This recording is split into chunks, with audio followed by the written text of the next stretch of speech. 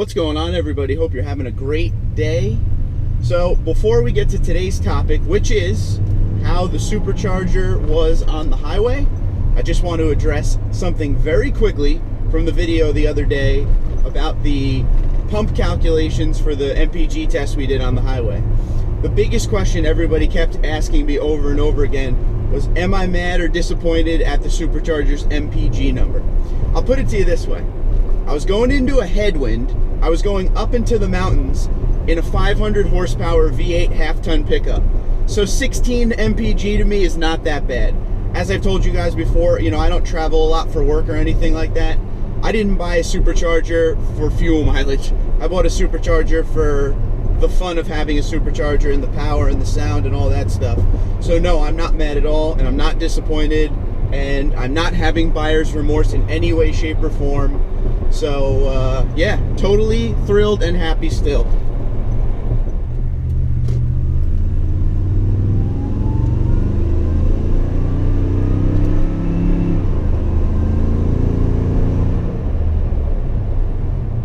Now the other question was, how was the Supercharger on the highway? How did it react? Was it noisy the whole time? Did it have kind of an exhaust drony sound? And the answer to all that is no. It did not have a sound.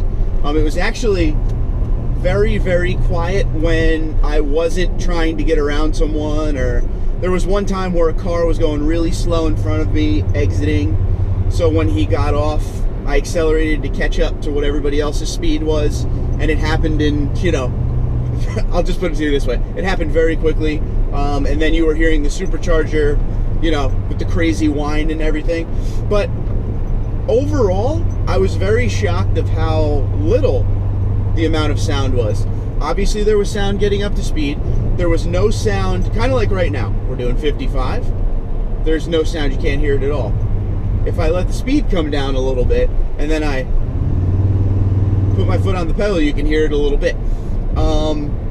So if you're one of those people where you want the Supercharger, but you don't want to deal with the sound all the time, it's a lot more tame than I thought it would be. I thought I would be hearing that whistle all the time. You know, I don't know if this is true or this is just in my head, but temperature plays a big part in when you hear the Supercharger more. I don't know if that, like I said, I'm no scientist. I don't really know if that has anything to do with it, but if it's cooler out, like when I'm driving to work in the middle of the night and it's cooler out, you hear the Supercharger a lot more. You know, when I'm at a traffic light and it goes green and I just get up to speed normally, no aggression whatsoever, you can still hear the Supercharger when it's getting higher in the RPMs, when it's shifting gears. So, you know, honestly, I thought on the highway I might be dealing with a little bit of maybe Supercharger whine drone, if that's a real thing. But yeah, it was really tame. When I was up in the mountains going uphill, anytime I would go uphill, you'd start hearing it quite a bit. So if you live in the mountains, you would hear it a lot more, because the engine or the truck computer wants to drop gears to get you up the hill quicker, obviously, to keep your speed. So then I started to hear it. But on what I'm driving on right now, which is just pretty much sea level, straight flat roads, you don't hear it here at 50, 55 miles an hour. And on the highway, it was only when I wanted to hear it. So I guess I can't be too mad because of the amount of control I had. And it wasn't just something that this time I would be happy to hear it a lot. But once I had the Supercharger for a long period of time, there might come a time where I just want to drive somewhere and not hear it all the time. So this kind of makes me feel like I have control over it a little bit, where if I want to hear it, I gotta get on the pedal a little bit more. But yeah, overall, it was, I kind of went into it with a little bit of a checklist. How will the truck feel? How will the Supercharger sound? So we went over the sound. As far as the feel goes, the truck felt pretty normal. The only thing that the Supercharger has completely changed about this truck, and this is on the highway, this is low speed, this is at all times, the truck just feels like it has more pep in its step. There are times when I drove this truck when it was just stock, you know, regular engine, naturally aspirated 5.7 liter V8 before the Supercharger, and there are times it felt really good, and there are times it felt really heavy. Well, what this Supercharger does is it just really helps it always feel good. Not insane, not insanely fast, but it always feels good and ready to perform even when it's hot out. You know, in certain situations, when you would have a massive headwind, you know, you would get, it would be like a pain to drive almost, but, you know, this can cut through the wind really good. So overall, like I said, happy experience. The Supercharger on the highway was good.